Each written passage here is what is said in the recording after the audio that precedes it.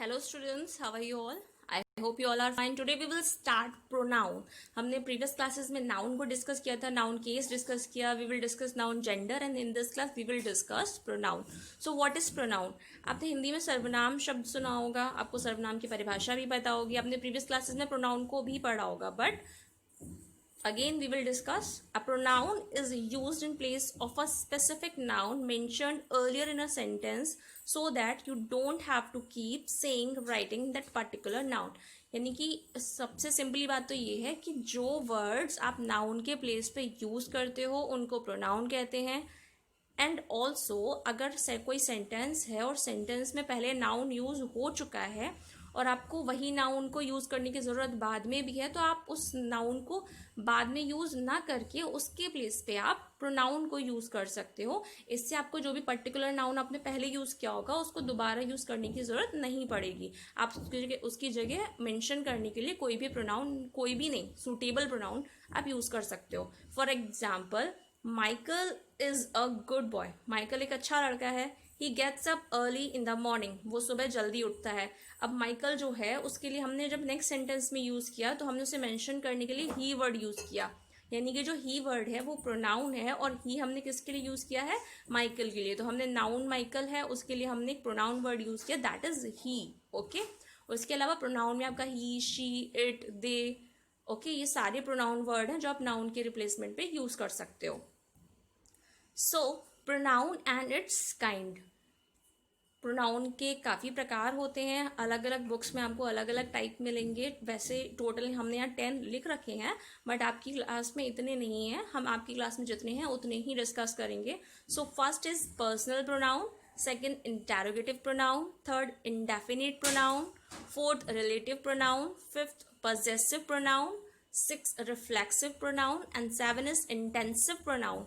Eighth demonstrative pronoun, 9 is reciprocal pronoun and 10th is distributive pronoun.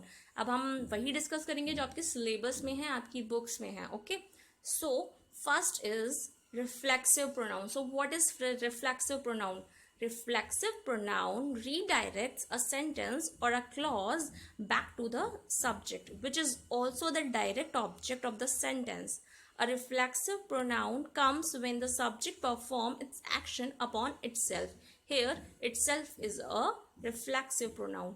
यानी कि आपका जो भी सेंटेंस है या आपका जो भी क्लॉज है वो वापस से उसी सब्जेक्ट को रेफर कर रहा हो या उसको इंडिकेट कर रहा हो, तो आप उसे कहोगे कि ये रिफ्लेक्सिव प्रोनाउन है.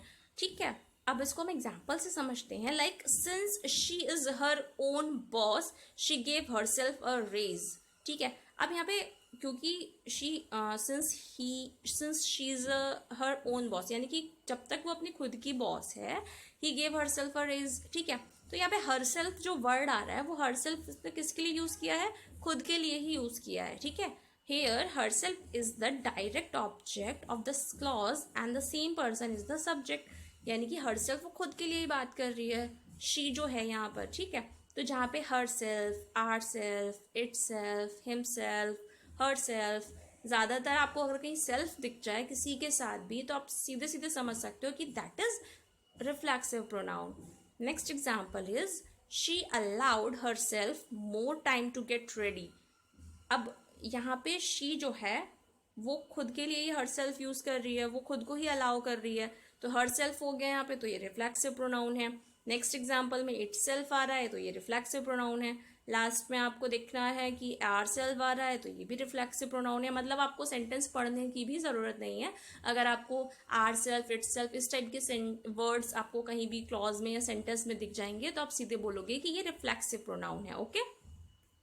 Next is possessive pronoun. अब पजेसिव प्रोनाउन क्या होता है? Possessive pronoun replace the noun of the possessive adjective. अब पजेसिव एडजेक्टिव्स क्या होते हैं? My, our, your, her, his, their, ये सारे हमारे पजेसिव हैं, पजेसिव नाउन प्रोनाउन है. ठीक है. तो ये जहाँ भी आते हैं like hers, his, its, their, इस टाइप के प्रोनाउंस आपको जहाँ भी दिख जाएं वो आपके पजेसिव प्रोनाउन होंगे. उसके अलावा हु और हुज भी पजेसिव प्रोनाउन है. अब एग्जाम्पल देखा, I thought my bag was lost but the one cash crick found was mine. अब यहाँ पे जो माइन है वो किसके लिए आ रहा है? बैग के लिए आ रहा है. ठीक है. ये किसको रेफर कर रहा है? प्रोनाउन को रेफर कर रहा है, एक ऑब्जेक्ट को रेफर कर रहा है, तो माइन आपका यहाँ पे क्या हो जाएगा? Possessive pronoun. सेकेंड में their vacation will start next week, ours is tomorrow, मतलब उनकी वेकेशन नेक्स्ट वीक से स्टार्ट होगी और हमारी कल से स्टार्ट हो जाएगी। तो यहाँ पे आर्स क्या है? आर्स हमारा यहाँ पे पजेसिव प्रोनाउन है।